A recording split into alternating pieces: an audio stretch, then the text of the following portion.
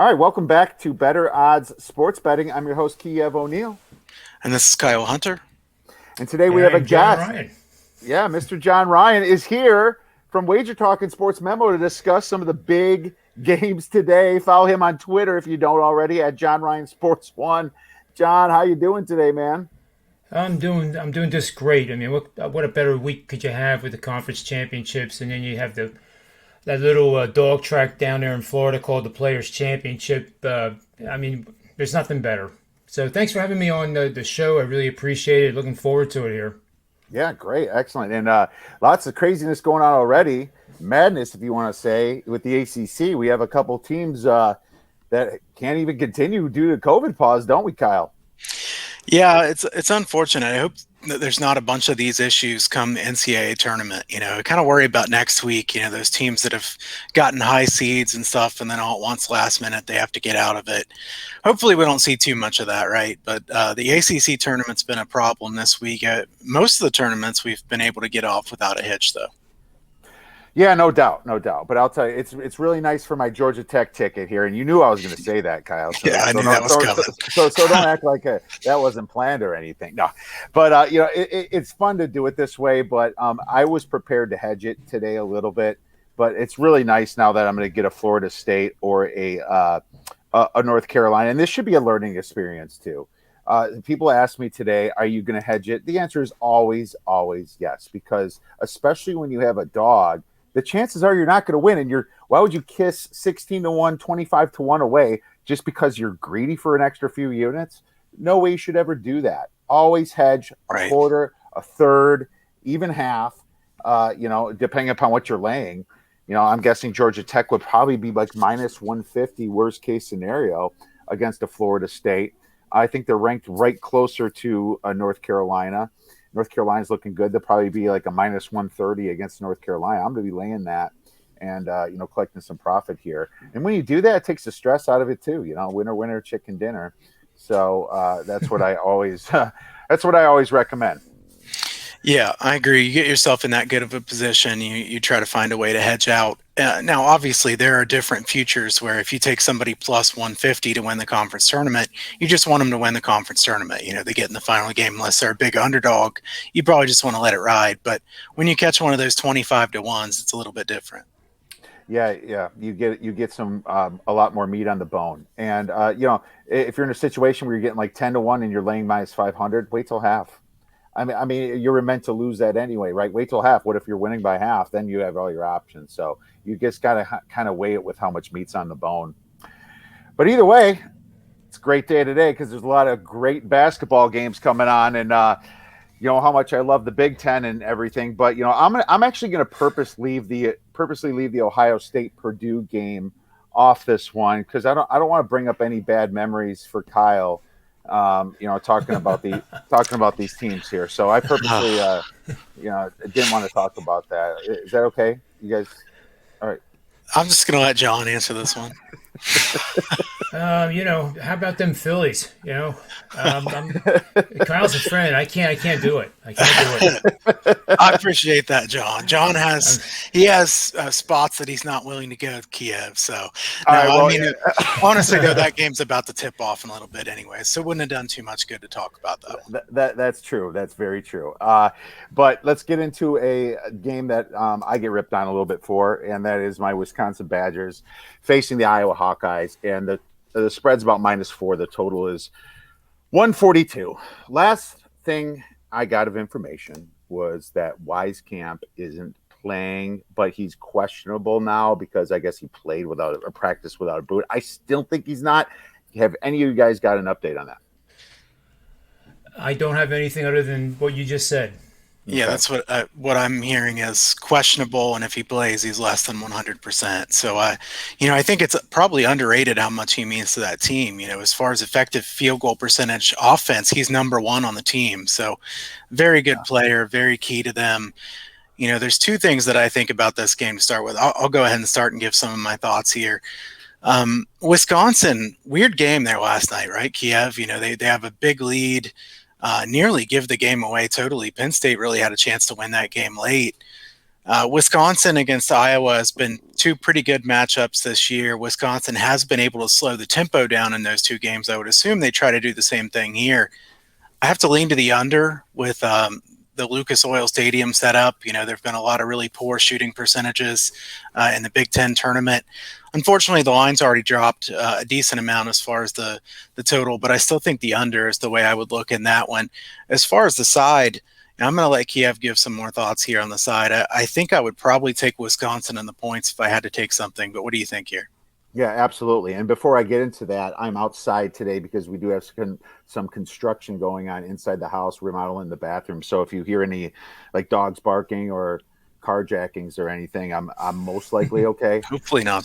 So yeah. Why is Cam shooting like 49% from three? Is that the best in all of the NCAA? It's got to be right up there. There can't be too many other people shooting up 50% 3-point percentage. It can't be.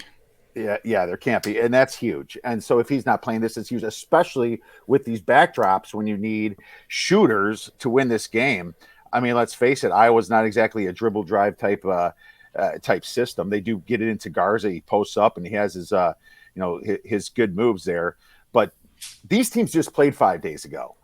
Very close at the end. Lots of controversy at the end. You heard Greg Gard after this game, talking about how Davidson's just getting the shaft and everything, but it motivated Wisconsin. But Wisconsin's what you saw last night. That's Wisconsin. Up 18 points with 6-7 minutes left, almost lose the game outright. Penn State had a chance to shoot a ball and make it. It just blows my mind how they can do that. It's literally the most Jekyll and Hyde type team, really in game. Not pre-game, really in game. They get so cold and so hot. But here's the thing: Wisconsin's got the seniors there.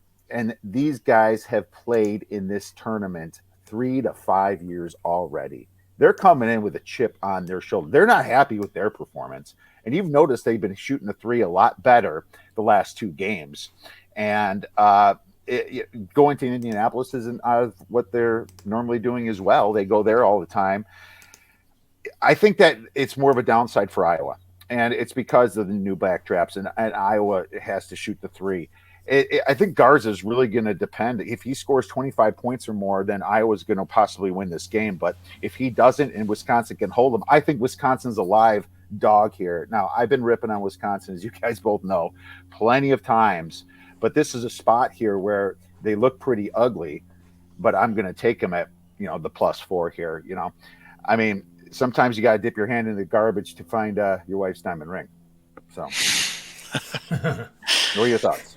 Well, I'll tell you, I'm actually going to back Iowa, and Kiev and Kyle both know that we were talking about the situation with Garza. He gets foul trouble. He gets taken out of the game with 2 fouls in the first half. That hurts their offense. The Lucas Oil backdrops being a problem with low scoring. Iowa needs scoring. But when I saw this line at -4, I actually questioned myself, like, what's wrong with me? Because I actually thought this was going to come in around 7. Based on my numbers, I know Ken Palm had it at, I think, 5, if I'm right on that. But I have a little system here that said 71% over the last 25 years.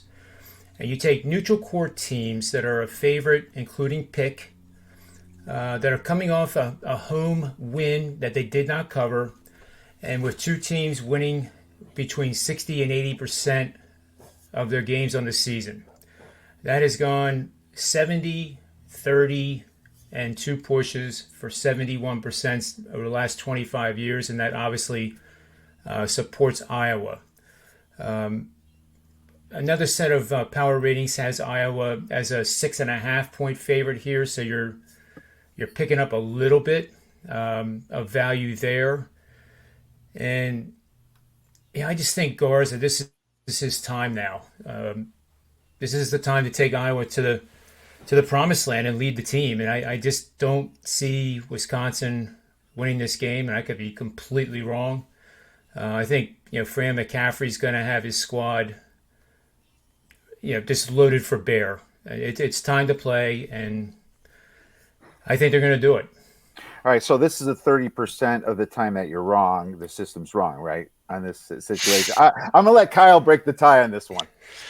I'm gonna take the under. So I'm gonna let you guys be split on the side. I'm gonna take the under here in this one. Lucas Oil Stadium under is my lean here in this game, and we got plenty of games to talk about. So I think it's good that we don't all agree on everything. It's nice if we have a little bit of disagreement. All right. Well, It's funny, Kiev, that you say that because a lot of times in my research report, when I put out my top rated 5% plays, I'll mention a system like this, or I'll mention that I'm hitting 70% on my 5% plays. That also means that they lose 30% of the time. So that was funny that you said that because I write that a lot. John, if you only lose 30% of the time in total, let me know where to send the check because I'll be purchasing your plays. You know what I mean. It's more like to tell people not to bet over their head because it's a top-rated play and they get crazy. It's trying to calm them down. Yeah, I totally get it. So Ken Palm's got it at 4, Bart Torvik at 3.8, the Jack Nungy injury, and it hasn't really been factored in as much, and he's kind of guards his back up too. So 2 tall guys might be out of this one. We'll see what happens. Let's move on to the next game then. We don't need to dwell on this. Rutgers, another Big Ten one, of course, John. As you know, I have that appreciation for the Big Ten so much like you do. Rutgers versus Illinois. Illinois -8. The total on this is 137.5.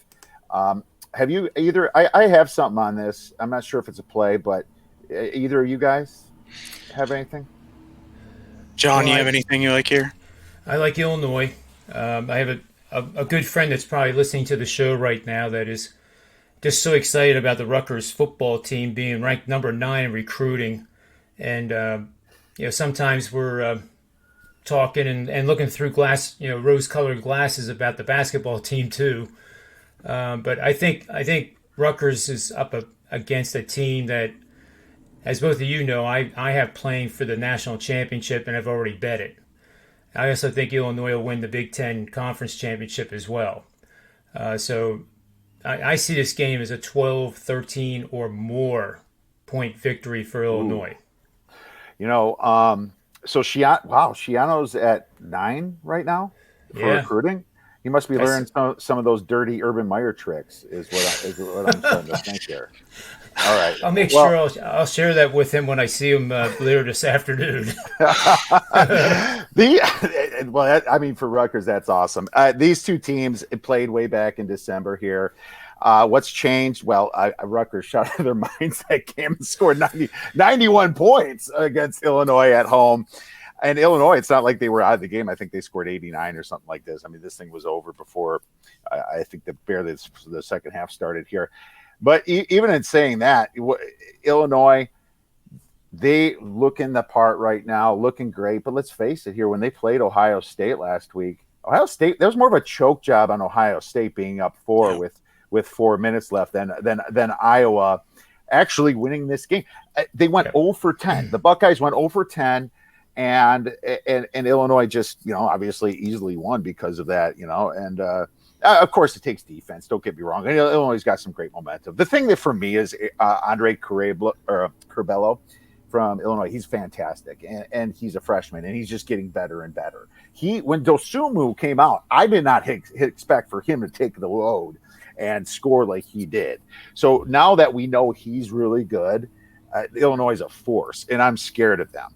And I think this spread is just a tad bit high for myself. I wouldn't be shocked if they did cover the spread. But what I think is I might look at here is a first half under. And the number I'm kind of looking for is a 65 if I can get it. Illinois got a good defense. They're ranked number 7 on Ken Palm. But you have to understand at Lucas Oil Stadium, just like Kyle pounded down, is that the backdrops are far. It's like playing in a giant cave. And they might be a little bit cold the first half. But if that happens, I do expect Illinois' defense, the Illini's defense, to step it up here a little bit too in the first half, right? Kind of protect some of their offensive woes. Rutgers, inconsistent at best. They're not a great shooting team. I don't really want to take first full game unders here with the Big Ten, with the officiating the way it is. But I'm okay with the first half under. So that's the play I think I'm going to look at. Any final thoughts? Yeah, Kev, I have a first half betting system that'll make you happy. 65% winners last 5 seasons, 121, 62, and 4 pushes. Looks like we're playing under on a neutral court game where both teams have covered the spread in 4 of their last 5 contests. And that's all there is to it. Pretty All simple, right. pretty straightforward, and Very that supports straightforward. the first half under. Perfect. Kyle? So the full game number is too low for me to take the under. As Kiev said, we can see some epic ref shows in the Big Ten this year. It's gotten really out of hand. Even the Wisconsin-Iowa game, the refs at the end of that game last weekend, questionable calls to say the very least, and it's gone against many different teams. I don't think they favor one side or another too often, but in general, there have been some ref shows. You see teams in the double bonus with 10 minutes left. I mean, what do we love to see if we're college basketball fans? Parades to the charity stripe. Apparently, they think that. I certainly don't myself. I'd rather see them play the game, but. In this one, 64.5 is the total here on the first half right now. 65, I agree. I would lean to the under there. First half, I think you might be able to find that in some book. 64.5 is what most of them are at. I don't have any real strong lean here on the side, so I'm going to save my thoughts for more for some of the other games. If I had to bet this one, I think I'd lay the points with Illinois. All right. Fair enough, man. Let's move up to why don't you pick a game now, Kyle, that you'd like to cover? So let's talk about Colorado State and Utah State here, the late game tonight, midnight. This is a good game. John and I talked about this the other day that, we've got the Mountain West as a team, that conference that has a lot of teams that are on the bubble. A lot of these Colorado State, Utah State. There's some teams here, Boise State probably not going to make it now, but they're at least on the bubble. This is a really big game for both of these teams. They split the season series. I see 4.5 here on Utah State. I'm a bit surprised this is 4.5. There's even a couple 5s out there. At 5, I certainly lean toward Colorado State in this game. I think this will be a close game. I would expect this to come down to the end. In the regular series, a regular season series, they had some high-scoring games. And I'd be tempted to take the over because I think Utah State's defense is a good defense, but they may be a bit overvalued based on beating up some pretty bad teams. At the same time, I don't want to take over 138 here in a game that both of these teams probably see as, hey, we need this game if we want to be in the NCAA tournament. Because we've talked about before, those huge games certainly lean to the under. The more the game means, the under makes sense. My number is higher than this on the total, so I'm not taking the under. But I like Colorado State and the points, especially if you can get the 5 points here. All right. And I don't have much on this game except that Queta they have over at Utah State's a force inside at 7 foot. They seem to be a very good rebounding team, tall team. Utah State ranking 19th in offensive rebounds, 2nd in defensive rebounds. If they're not hitting the shots, Utah State cleans house here is the thing. Can Colorado State hit the 3? They rank 50th in three-point shooting at 36.7%. That's all I have for this as far as a spread, probably correct. But to Kyle's point, man, there's so many crazy bubble teams right now that's going to be biting their nails on Sunday, isn't there? Yeah, absolutely. I think Utah State will probably be in if they win this game. And I have them in right now before this game even starts. And a lot of that has to do with the fact that Duke is now out, which I know Kyle has been weeping miserably about all night. Duke was out anyway, man. Come on. Right. Kyle and I, we were kind of nervous. Like, they still could get in maybe just because of the 45,000 years they've been in the tournament. But seriously, on this game, I think Utah State here is very cheap. I agree with everything that both you guys said. Betting on favorites of 3.5 to 9.5 points that are revenging a same season loss and now playing the second road or neutral court game in the past 3 days are 80 and 48 for 64%. Utah State head coach Smith has a couple good trends. 13-3 against the spread after his defense allowed 60 or fewer points in 2 consecutive games, and a perfect 7-0 after allowing 55 or fewer points in the last 2 games. So that's why I love Utah State. There you go, man. I got to tell you, both of these coaches have been big-time moneymakers, Medved and Craig Smith. Medved's 71-50 ATS, and I'm going to look up Craig Smith here real quick, 98-67. So both of these guys have been bet-on coaches. If these teams, either of these teams or both of these teams get in the big dance, I want to look to bet on a team like this. All right, fantastic. Let's move on to a John Ryan game. What you got for us, John? Well, let's see. We covered the one that I liked. Why don't we take a look at the SEC? Because I want people to know that I'm not wearing blinders and only look at the Big Ten Conference, although they are the superior conference, and let's make no doubt about that. But here in this matchup, I was a little bit surprised by the line being only -1.5, and it's not going to be a pushover for LSU to get through this game, and for that reason, I like Ole Miss here to pull off the upset. I usually like to sprinkle a little bit on the money line, but unless this gets to 3.5, which it probably won't, there's no reason to sprinkle the money line. However, during this COVID-related year that we've been going through, road teams have had a tremendous advantage with no fans in the stands or limited fans, especially in college football. We've seen it too in the NBA. It's easier to change plays at the line of scrimmage. It's easier to run offenses, especially at the ends where the opposing fans or students would have been. So for that reason, I think playing the money line on Ole Miss makes sense more than taking the 1.5. And according to my machine learning stuff, this is a game that Ole Miss wins by 7 or more. So like you said, Kev, there's an 80% probability that they are going to accomplish this feat. It also means there's a 20% chance that I'm going to have egg on my face and LSU will win by 20. That's part of the grind. Well, and in LSU, it has been very inconsistent to me, and it's been tough. I've tried to back them in some spots that they just completely collapsed in, and then I've tried to fade them in some spots that I thought would pay out, and it hasn't. I think like against Mississippi State here, Mississippi State was hot, and I thought, okay, that's a little bit too big of a spread. They go there and win by 14 points. I mean, just they shut out of their minds. Then they lose to Georgia by 13 points. They lose to Arkansas, which is okay now. We found out a lot about Arkansas, but they've been pretty inconsistent to me, and I'm gonna lean with Ole Miss. Kyle. Yeah, I like Ole Miss here. LSU is a team that I'd like to go against when they're not at home.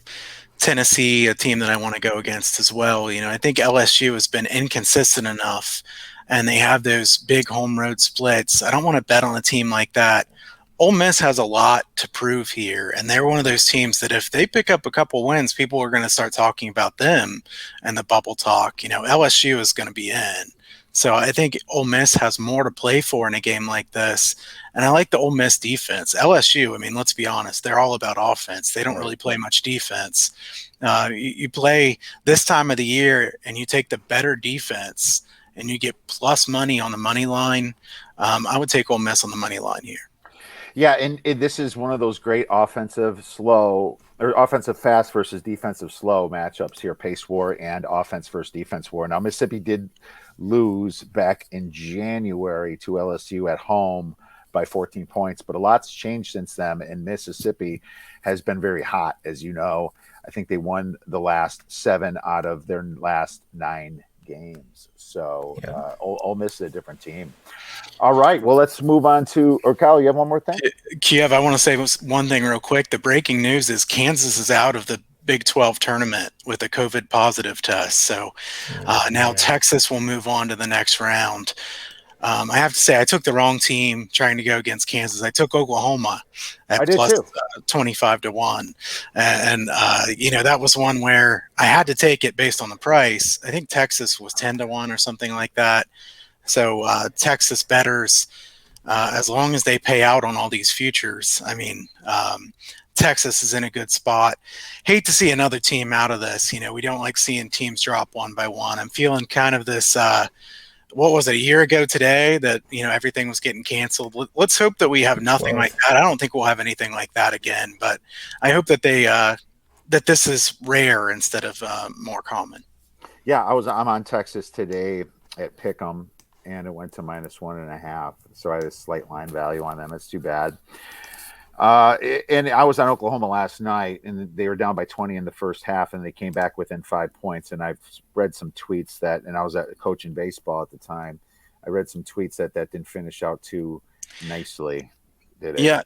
Yeah, I watched the end of that game, and I have to say, as a neutral observer, as far as being a fan of Kansas or Oklahoma, I thought Kansas got a favorable whistle at the end of that game. Reeves was fouled on a couple of plays there that they were not called. I don't think too many people would be stunned by Kansas getting calls.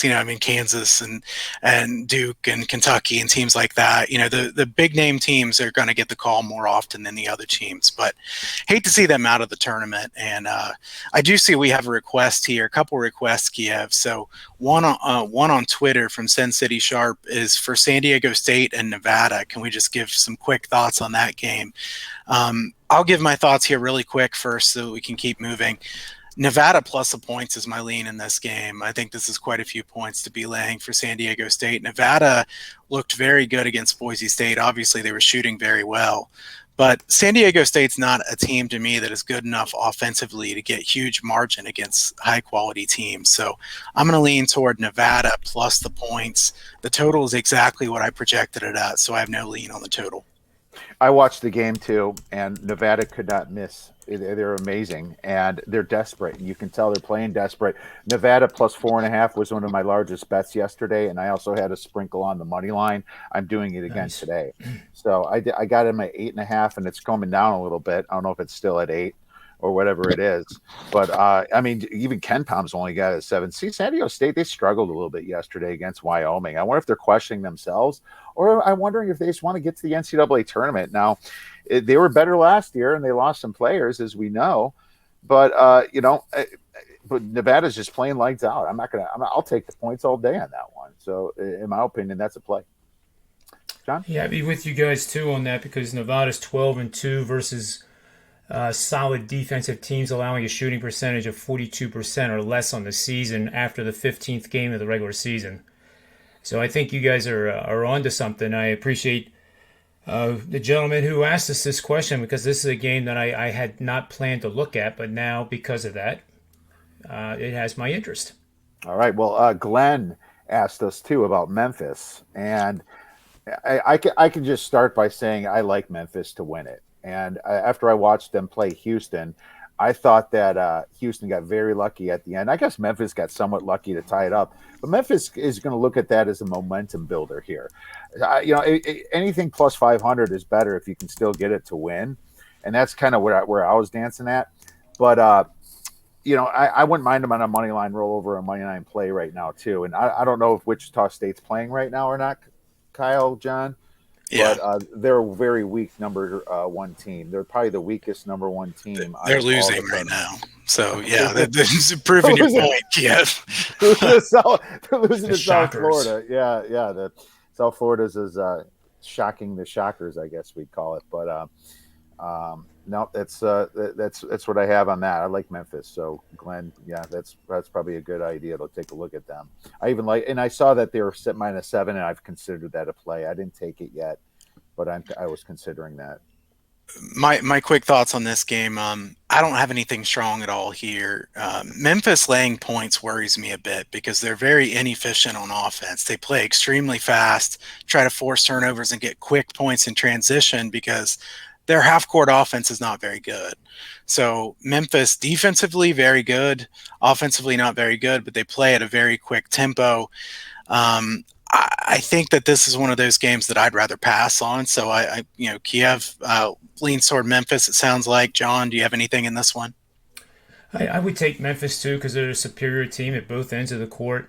And I don't think laying 7 or 8 points is excessive. And based on everything you guys said, I see it as a double-digit win for Memphis, and they advance. And it may not be against Wichita State because it's 61-55 with 7:06 to go. So I was looking at that mainly to make a commentary about in-game betting for those that are listening live. With only 7 minutes to go, it's a pretty bold move if you were on Wichita State to bet them on the live game because you're limited to 7 minutes. You're pinned into a corner after that point. So I don't think it's worth doing anything in game, but food for thought. All right, good stuff there. And yep, Memphis is still at -7, and it's a late game, so I'm gonna consider that one here.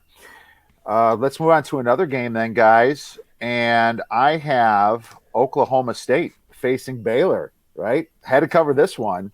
Now I'm glad that we're covering this one since Kansas just retired, and this is the other Big 12 game, right? So, man, Oklahoma State's been my darling this year. I can't go against them. I think you guys know where I'm going here.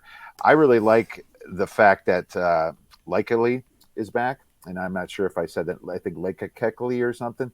I never said his name right, but either way, he's a really good player and a nice. He did well yesterday, and that game was so exciting versus West Virginia yesterday. And I was on Oklahoma State, but they're not getting the respect here at 9. You saw the spread was at about 11.5 at Baylor, and now they're at about a 9.5. I'm not so sure about that. I think that they've improved enough, and the fact that they got their player back that they should be more of a 7-point spread, in my opinion. Both teams play very fast. They both rank over 85th in seconds per possession. So I'd be careful for betting the under, even though it's on a neutral court. I'm not going to necessarily do it. Maybe Kyle's got more thoughts on that. But neither team has really bad weaknesses. Oklahoma State, a little bit turnover. They turn it over a little bit too much, but they know to clean that stuff up in this big game. So I think the spread's wrong. And I know Baylor has been Baylor, but Baylor, they haven't been who they were in the December, I guess. Baylor's still a top team, Baylor, but they're not 9 points better than one of my favorite teams in the Big 12 here. So I took Oklahoma State plus the 9.5, but I like it all the way to 8.5 at least. Plus 9, take it 2.5 stars. Kyle. I want to disagree with you on one of these, but I like Oklahoma State as well here if I was taking a side. I think as far as what I made the total, I had 148.5 here. So it moved down from its open and now is right about where I think it should be. I think Baylor has not shown that they can play the same way they did earlier in the season. I think Baylor still has a really high upside, but this is a pretty big spread against a team that's clearly improving here of late, Oklahoma State. I have to take the points if I'm taking a side in this game. I think that laying this many points with Baylor against a team that, Oklahoma State's peaking at the right time, like I said, and they have probably the best player on the floor in Cunningham. So I have to take the points here. John? Well, I'm going to ruin the consensus. Respectfully submit that I am on Baylor, and I respectfully submit that I think it's going to be a blowout, and I'll tell you why. Oklahoma State is a terrible ball handling team. Even during this stretch, they've gotten better. But the one thing that Baylor does exceptionally well is assist to turnover ratios at both ends of the court. Oklahoma State ranks 287th with a 0.819 assist to turnover ratio. That means they commit more turnovers than they get assists. On defensive end, and I think this is where Baylor, the media, talks about their offensive prowess and scoring. And, of course, everybody likes scoring. But defensively, they rank 15th in opponent assist-to-turnover ratio at 0.71. And that is remarkably strong, especially in light of their recent kind of shaky play. Now, on the offensive end for Baylor, they rank 17th, 1.392 assist-to-turnover ratio, going up against a pretty decent Oklahoma State defense with a 0.882. But it's going to be turnovers. And I think if you get For example, my machine learning stuff says that Baylor will have at least 5 fewer turnovers than Oklahoma State in this game. And when that happens and Baylor scores 80 or more points, it's near perfection against the spread. So those are the two things I will be looking for in the game tonight, with a turnover margin of 5 or more and Baylor scoring 80 or more. And I think if they do both of those, they'll cover. All right. Well, Kyle had to drop real quick. Maybe something got a text or something. Maybe you'll be back. But just my only rebuttal is that they played twice already. The first game was without Cade Cunningham, and he was a non-factor for a while because the game was tied, and I had Oklahoma State, and then at the end, Baylor shot like 4 threes in a row, just boom, boom, boom, boom, nailed it, just covered like that. And the second time, Baylor was kind of in the game. Cade was just back, still banged up, so I don't know. It went to 11. And some people pushed on it. Some people covered if you had plus 11.5. But I don't know. This is when a couple teams play each other, they should be able to figure them out a little bit. So interesting that you had that other take, and so it doesn't make me like it quite as much. But I certainly don't want to talk you out of it. I already made it. You can't talk me out of it. I already put the play in, buddy. So we're good, man. It's just going to be one of those me versus you things, which I'm actually happy you do. A lot of shows are scared to disagree. What the heck? There's got to be disagreement here. When we know that some of the best sports bettors in the world are 56%, there's disagreement that happens, But it's not a 5-star play or anything. It's 2.5 for me. So I think it's fair that we do. The good news is I got the 9.5. Maybe you can get the 8.5, and we'll get the sucker at 9. So we'll see. So Kyle, you're back. Any quick thoughts on Oklahoma State? I mean, I like Oklahoma State plus the points. I had to plug in. Sorry, I always forget how much the power juice is down on the computer from streaming. So I had to. No worries. I tell you, and you did say that, and you did say that already. So so we're good. Let's move on to another game here, and it's one I just want to throw out real quick: Seattle versus Grand Canyon, and Grand Canyon is about -7. The total of this is 134. Grand Canyon is the best team in this conference, as we know. But this game's very interesting to me for a couple reasons. They split at Seattle, right? And even though Grand Canyon is statistically better than Seattle in most categories, if you look at turnovers, which John just pounded through, Seattle's great at keeping the ball, ranking 22nd on KenPom at not turning the ball over, and great at forcing turnovers, ranking 46th. Well, Grand Canyon is 246 or worse in both categories. And being on a neutral court here in Vegas, it makes me wonder if that might show its ugly face. Here's the weirdest thing about Grand Canyon that I found that I might take a shot against them, because their first game that's away from home, they either lose it outright or don't cover the spread this whole year. It's just one of those things that don't show up on statistics. You have to dig a little bit deeper for that. But if you look at all their games, check out their first away or away from home game, and you'll see what I'm talking about. So I'm going to take a small shot with Seattle at +7. You guys, anything quick on this game? Yeah, I had noticed that too, Kiev, with those back-to-backs. They come back and play well in the second game, but in this one, they don't get a second game if they play poorly in the first. So I don't have anything strong here. I think this line is about where it should be, and then the total is exactly where I think it should be. So I'm going to pass on this one, and I could see where you're coming from with taking Seattle, especially, honestly, Seattle money line would make some sense as a small play just to take a bite, because I feel like there is some variance in a game like this, because Seattle is a well-coached team that's had some strange results as well. If you think there's a wide variance of results, taking a little bit on the money line makes some sense. And you can always buy back on the other side at halftime, right, and possibly get a winner anyway. So there you go. John, anything quick? Yeah, it's another game I wasn't planning on looking at, but it's got my interest because head coach of Seattle, Hayford, is 21-5, revenging a home loss in all game he has coached. 21-5. That alone, and then what you said about the assist to turnover ratios, that money line play is pretty darn attractive. Yeah, sure is. Maybe a little sprinkle on the money line if you take the Yep. spread too. So good stuff. Two more games to talk. John, you picked, I believe, UConn versus Creighton. Why don't you tell us what you got going on with that one? Yeah, let me get the page up here real quick. Somehow I canceled it out, but let's find it here quick.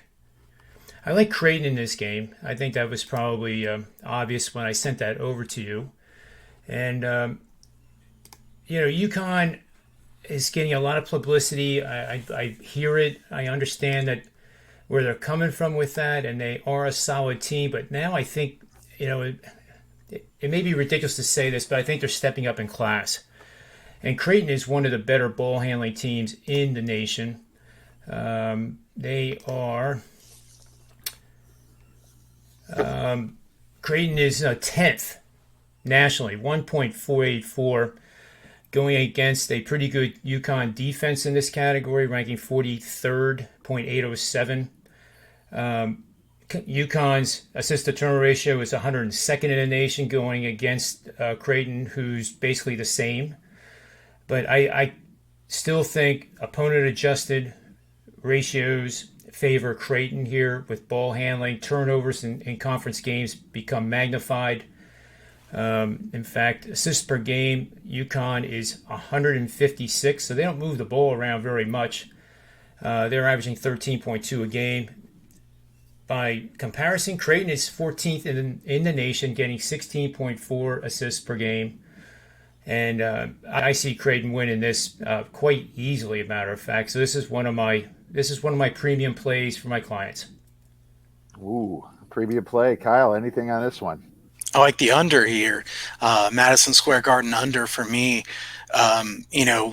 As far as UConn, I'm going to agree with John that UConn has gotten to be really trendy at this point. I think UConn's a good team.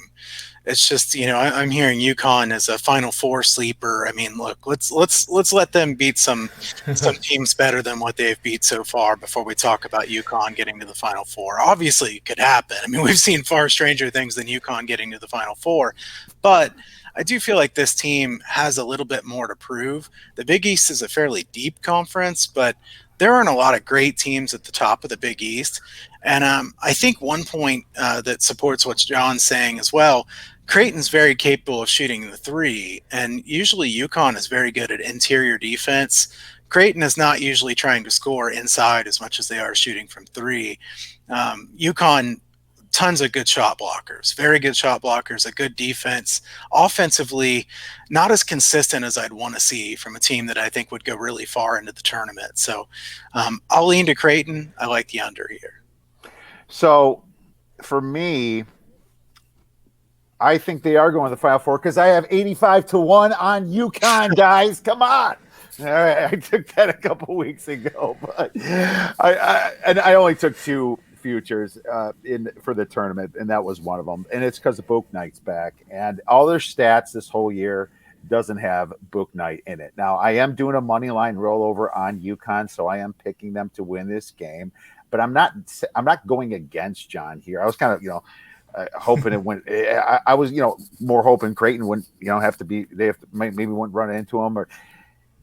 Look, the money line roller might have been a poor choice because Villanova's out now, and we somewhat expected that. And I think you might have been able to get 4 or 5-1 on UConn to win this. I don't remember what it was. Maybe it was worse. I don't know, but I'm still doing it because they're my pick to win. But I think this is a true coin flip game anyway. So I'm excited to see what happens. I'm not necessarily talking you off. I'm just saying it's one of my money line rollover things. So. So I'm going to just side with UConn here. Kyle, you have one game left here to talk about for tomorrow? Yeah, one game for tomorrow here. Let's give the viewers something for tomorrow since some of the people will see this here later today. So VCU and St. Bonaventure for the title game there in the A10. As far as this one, my initial thought, I like St. Bonaventure some in this one. I think St. Bonnie is a really collectively good team. VCU is pretty highly reliant on Highland. This is one where, to me, VCU is not the same team that they've been in some of the years in the past. VCU is a quality team. I don't think they're an amazing team. This is one where Nashawn Highland is counted on to do so much, and he's still not 100%. During the season, these two played some interesting games. VCU lost at St. Bonnie 70-54, won at home 67-64. There were some big runs in these games. In fact, VCU was ahead 40-25 in the first game and lost 70-54. They scored 3 points in the last 10 minutes of that game.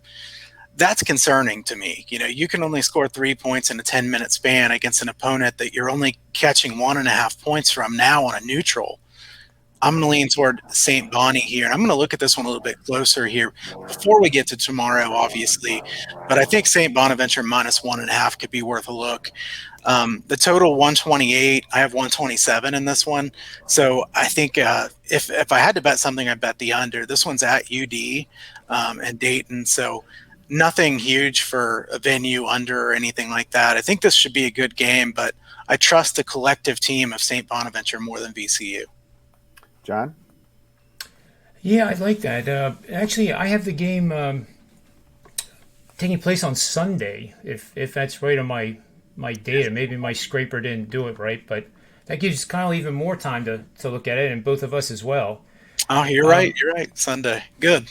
So, not that that's any big deal, but the scope of VCU is pretty one-dimensional, as Kyle pointed out. And then when I get back over here to St. Bonaventure, you have a much more balanced team. You definitely have the two best teams in the A10 playing against each other, which is nice. 5 players on St. Bonaventure in double figures, which is, I don't care what conference you're in, that's super, super rare. It also probably means the bench is somewhat weak, but nevertheless, those 5 stay in the game for most of this championship, I would think. They're all juniors, by the way. As I see, that means they're all probably coming back. So that team ought to be pretty good again next year. So my lean right now, just looking at this for the first time, would be St. Bonaventure. And by the way, this year they returned 70 or 80% of the minutes played and 85% of the scoring. So that also points to why they've played so well this year.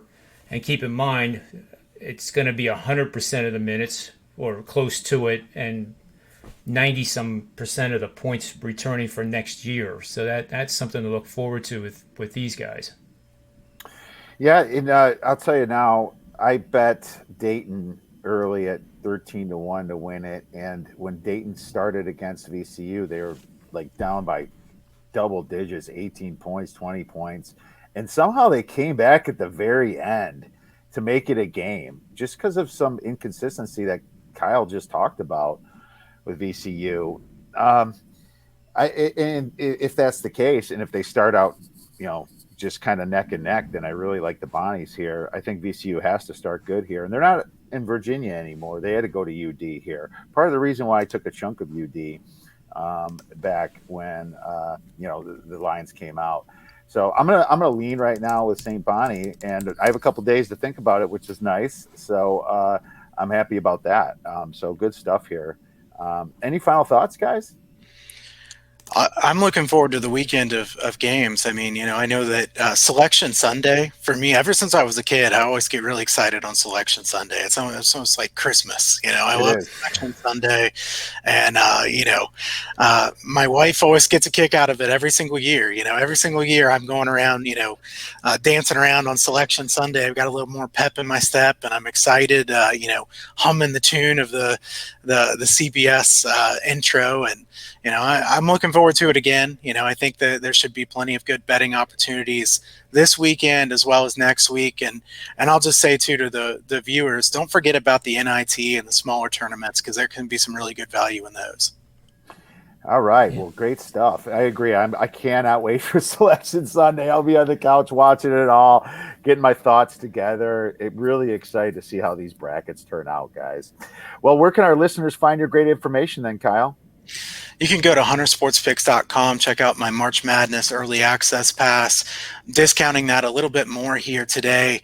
There's going to be plenty of plays between now and the end of the season. Also, if you want free plays, sign up for my free picks newsletter over there at huntersportspicks.com. Follow me on Twitter at KyleHunterPicks. And John? I can be found at sportsmemo.com, wagertalk.com, and a new site that is just being launched called thepredictiveplaybook.com, which is the same show that you two guys appear on as my valuable guest, and appreciate it very much. I have a package for the any listeners of any of my shows. It's $1.99 to get all of March Madness through April 30th. That includes all sports, which means baseball too, which I've happened to have a horseshoe with that sport as well. But lastly, Alabama 85, Mississippi State 48. That's a shocker because I didn't have it as a play. I didn't put any money in, no release, but I actually thought Mississippi State was going to give them a game. So maybe Alabama is the team that's going to win the SEC. Who knows? But that's a beatdown. All right. Well, it certainly is. I have Arkansas -3 from the late night line, and it's getting up to 6 now. So I might even be buying back a little bit on Missouri. But either way, that's my team that I think is going to clean up here. So we'll see what happens. You can check us out at theoddsbreakers.com.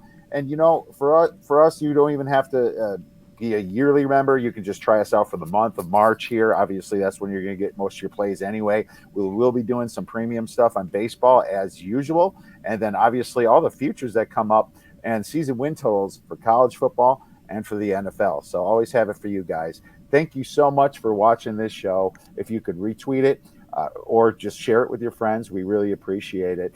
If you have any questions for next week, feel free to tweet any of us at Kyle Hunter Picks, at John Ryan Sports 1, at the Odds Breakers. Everyone have a great weekend and go get some winners.